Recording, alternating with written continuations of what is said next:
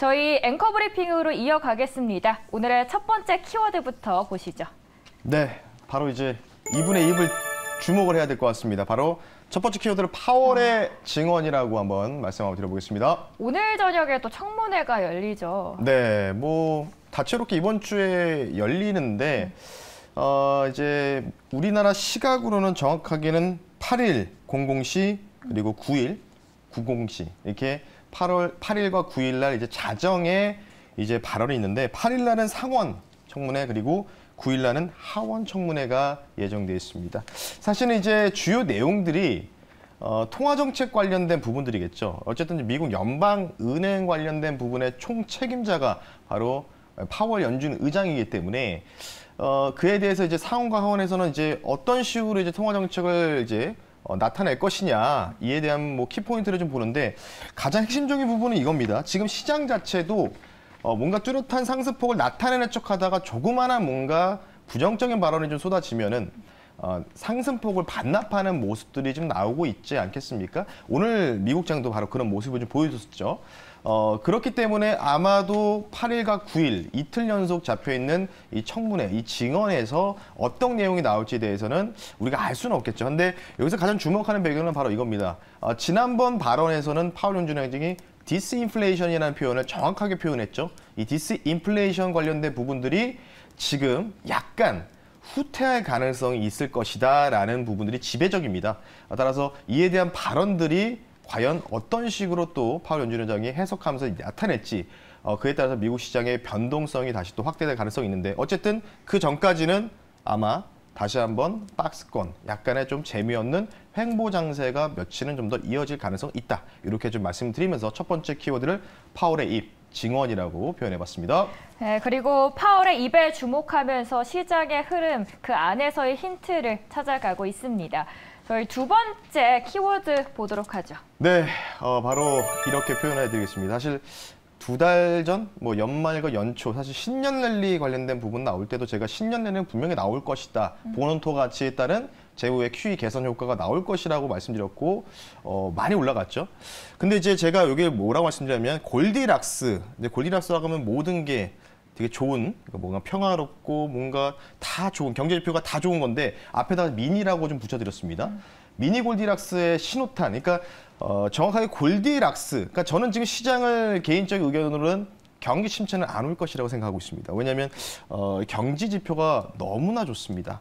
최근에 발표됐었던 PMI, 미국의 PMI 지표도 50포인트를 상향 돌파하는 모습이 나왔고 그리고 꾸준하게 견고한 고용 지표가 나오고 있거든요. 그래서 지금 저는 이런 국면을 보고 있는 거죠. 경기 둔화를 어느 정도 지나고 있는 국면이다라고 좀 표현하고 싶은데 그래서 제가 미니 골디락스라고 좀 표현을 한 겁니다.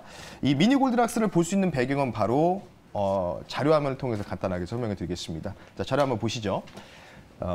바로 이 JP모건에서 또 발췌한 내용인데 이 JP모건에서 이 S&P 500 이 상위 기업들 대상으로 EPS 추정치, 이 기대 이익 추정치를 본 데이터인데요. 요게 좀 재밌는 게 뭐냐면 여태까지 주가가 떨어졌던 요인이 뭘까요? 바로 기업의 이익 추정치가 계속해서 감소할 것이다라고 했지만 네, 지금 맨 우측 하단에 보시면 서서히 하향 안정화, 바닥을 잡아가는 모습들이 보이면서 살짝 우상향하려고 좀 준비를 하고 있죠. 그런 부분을 봤을 때 S&P 500과 현재 S&P 500 주가 흐름에 따라서 기업 이익 추정치의 감소 국면이 어느 정도 마무리되면 주가는 대략 거의 바닥을 다지고 있다. 이렇게 좀 표현하고 있기 때문에 이에 대한 뭔가 악재 이런 부분에서 S&P 500 주가가 많이 떨어졌고 글로벌 전반적인 주가가 많이 떨어졌는데 이제는 S&P 500의 기업 이익 추정치가 서서히 U자형, 못해도 뭐 L자형으로 좀 뭔가 탈바꿈하는 모습이 좀 보이고 있습니다. 그래서 미니 골디락스라고 한번 표현해봤습니다. 네, 하방 압력을 누르고 있던 기업들의 이런 실적 우려감이 좀 완화되면서 노랜딩 그리고 경기 침체 과정을 좀 지나가고 있다라고 표현을 해주셨습니다. 마지막 키워드도 보도록 하죠. 네, 마지막 키워드는 바로 2차 전지 그리고 다음 뭘까? 요건데 2차 전지가 정말 어제도 저도 놀랐습니다. 좋았죠. 그러니까 2차 전지도 지금 여러 이제 섹터가 좀 다양하게 있지 않습니까? 2차 전지에서는 소재, 장비, 폐배터리까지. 그리고 어제 같은 경우에 또 전기차 충전소까지 올라갔어요. 네. 그러니까 2차 전지와 관련된 섹터들은 계속해서 순환매 돌면서 굉장히 주가 자체가 업사이드가 크게 되고 있는데 이제는 2차 전지 관련된 부분들이 저는 어떤 생각이 들었냐면 특히 에코프로 BM이 정말 강하게 불꽃 슈팅이 나오는 걸 보고 이제 다음을 우리가 좀 생각해 봐야 되지 않을까. 통상 2차 전지가 움직였을 때가 언제냐면 과거 데이터상 21년도 7월과 8월 그리고 22년도 초반이었습니다. 이때가 뭐냐면 주가가 하락을 멈추고 경직 분위기, 박스권, 두 차례나 그 박스권이 지수가 갇혀 있을 때 2차 전지가 상당히 크게 튀는 흐름들이 나왔거든요.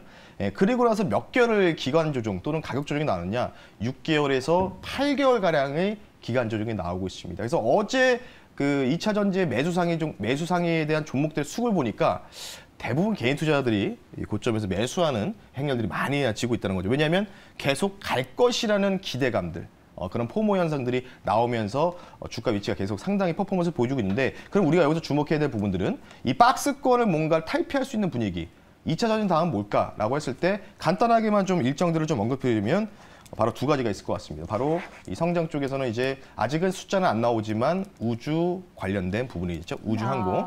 3월 8일 날 이제 우리나라 3D 프린팅을 통한 로켓 발사 일정도 있고, 그리고 그러니까 오늘이 화요일이지 않습니까? 내일 일정이 많아요. 로보틱스 박람회, 그리고 스마트 공장 자동화 산업전.